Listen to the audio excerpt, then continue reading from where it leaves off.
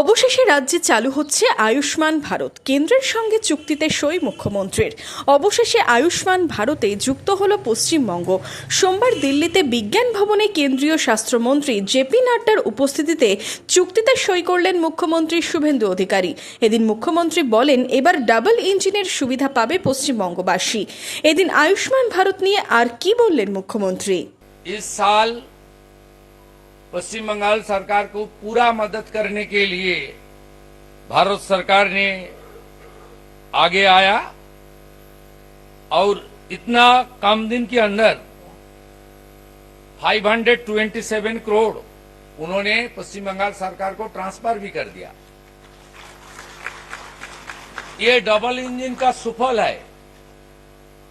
ये double engine का सरकार कैसे चलता है, कैसे काम करता है, इसका एक बड़ा उदाहरण है।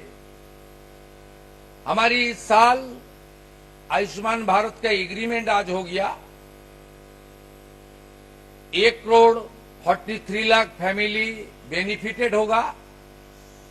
इसके अंदर सुनील जी ने बताया क्या क्या ग्रुप को हम लोग इंडिविजुअल कार्ड डिस्ट्रीब्यूट करेगा।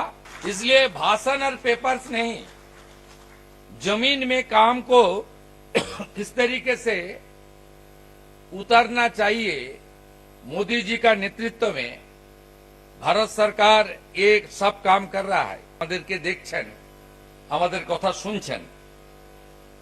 2018 সালে শুরু হওয়া এই কর্মসূচিতে ভারতবর্ষে এখনো পর্যন্ত আয়ুষ্মান ভারতের ব্যক্তিগত কার্ড বিতরণ হয়েছে 44 কোটি।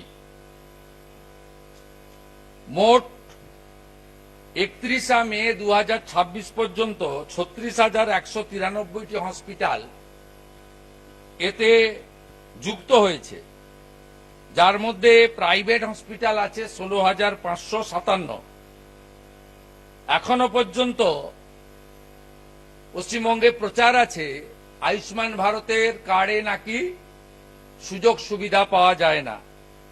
আমি পশ্চিমবাংলার সম্মানীয় জনগণের উদ্দেশ্যে জানাই, মাননীয় মোদিজির নেতৃত্বে ভারত সরকার 12.17 কোটি হসপিটালে ভর্তি হওয়া মানুষকে 1.82 লক্ষ কোটি টাকা এখনো পর্যন্ত দিয়েছেন এই কর্মসূচিতে, যেটা থেকে পশ্চিমবঙ্গ গত 8 বছর বঞ্চিত হয়েছে শুধু রাজনীতির কারণে।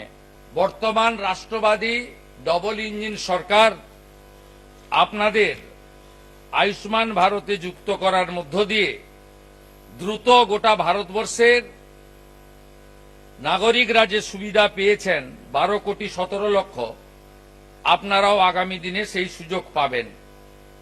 ইতিমধ্যে আরো প্রায় 1100টি প্রাইভেট হসপিটাল পশ্চিমবঙ্গের এমপ্যানেলমেন্ট হওয়ার জন্য প্রসেসের মধ্যে আছেন।